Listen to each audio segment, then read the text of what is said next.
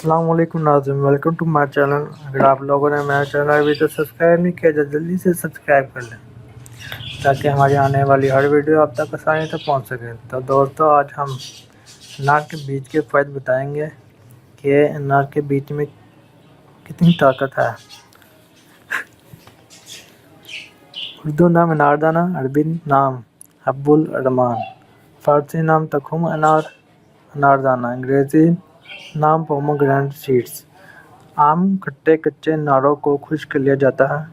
इसका रंग सफ़ेद और सुर्ख होता है, जायका तुर्श मिजाज और सर्द और खुश्क।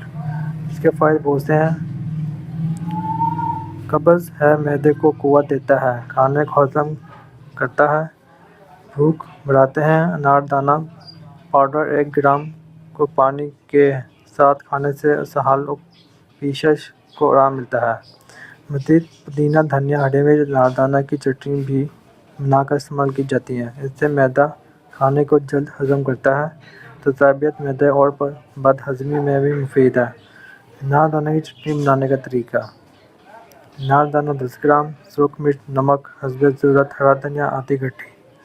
अनारदाना धोकर साफ़ कर लें और खूंडी में रगड़ कर बारीक पीस लें। जब खूब बारीक हो जाए तो इसमें नमक, सूख मिर्च मिलाकर पीस लें। फिर धनिया धोकर साफ़ करके काट कर इसमें डाल दें और पुदीना के पत्ते भी डाल दें। सबको मिलाकर खूब पीस कर उतार लें। थोड़ा पानी मिलाकर चटनी की शक्ल ठीक कर लें और खाने के साथ खाएं। अनारदाने से अमराज के लिए बेहतरीन चूना भकी। मैदे के अक्सर अमराज में मुफीद और फ़ायदेमंद है, खाने को हज़म करती है और खट्टे मीठे ढिकारों और गैस से निजात मिलती है।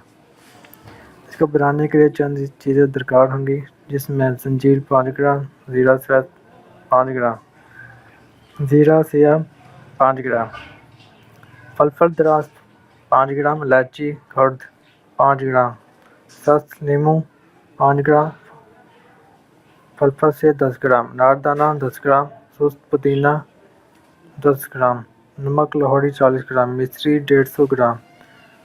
तो इसको बनाने का तरीका। सख्त पुदीना और सख्त नींबू के अलावा तमाम चीज़ों को कूट पीस छान कर सख्त पुदीना और सख्त नींबू बरी करके मिलाएं। मकदार खुराक 2 ग्राम खाने के आधे घंटे बाद 1 गिलास ताज़ा पानी का इस्तेमाल करें। अगर आप लोगों ने अभी तक हमारा चैनल अभी तक सब्सक्राइब नहीं तो जल्दी सब्सक्राइब कर लें। शुक्रिया।